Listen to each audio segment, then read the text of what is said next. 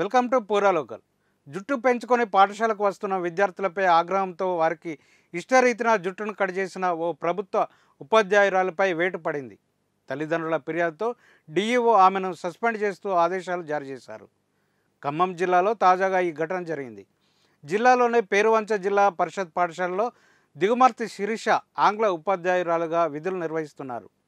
కొందరు విద్యార్థులు జుట్టు బాగా పెంచుకొని పాఠశాలకు వస్తుండడంతో పద్ధతి మార్చుకోవాలని పలుమార్లు సూచించారు. వారు లెక్క చేయకపోవడంతో 9, 10 తరగతుల్లో 10 మంది విద్యార్థులకు, 8వ తరగతిలో 4, 6, 7 తరగతుల్లో 6 విద్యార్థులకు జుట్టును ఇష్టరీతిన కత్తిరించారు. మధ్యాహ్న భోజన సమయంలో పిల్లలు ఇంటికి వెళ్ళగా తల్లిదండ్రులకు జరిగిన విషయం గురించి తెలిసింది.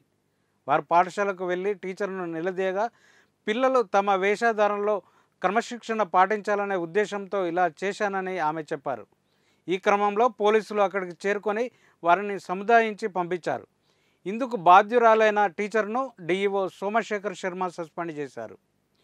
ఇట్లా హెయిర్ ఉంది కదా, రోహిత్ అని ఒక అబ్బాయి, అయితే హెయిర్ ఇట్లా వేసి వాడు లాస్ట్ ఇయర్ నుంచి చెప్తున్నాడు అసలు హెయిర్ కట్ చేసుకోలేదు.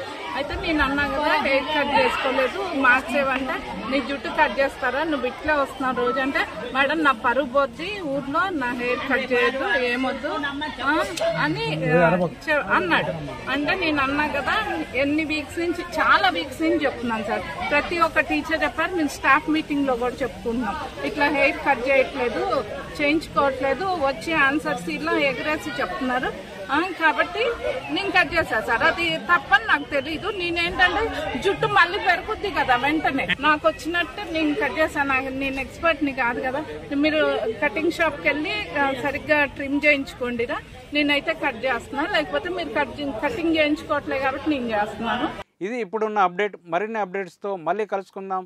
చూస్తూనే ఉండండి పూరా లోకల్.